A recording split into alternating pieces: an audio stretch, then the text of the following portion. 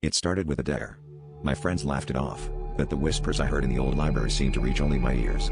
The town's forgotten relic, it stood at the edge of the forest, shrouded in moss and mystery. They said the library was cursed, that an ancient book lay hidden within its dusty shelves, a book that once opened, could never be closed. The voice was faint at first, a soft murmur among the decaying pages, but it grew bolder, calling my name as if it had been waiting for me all along. I couldn't shake the feeling that something, or someone, was watching, unseen eyes tracking my every move. I ventured inside, the air thick with the scent of old paper and time, each step echoing in the silence. Dust motes danced in the beams of moonlight streaming through the cracked windows, and there it was, the book, resting on a pedestal, as if on display for an audience of one. My heart raced as I approached, the whispers now a chorus, urging me to open it. The cover was worn, the title illegible, but the pull was irresistible.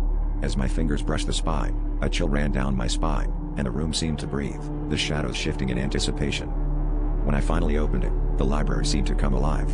The whispers became a cacophony, each word a secret embedded in my mind.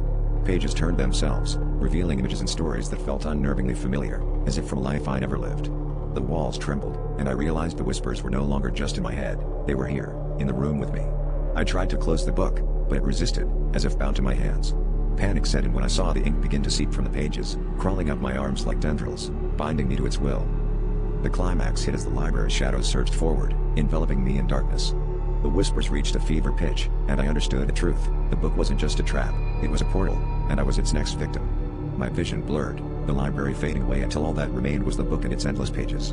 I was no longer just a reader, I was a part of its story, forever trapped in the whispers of the abandoned library.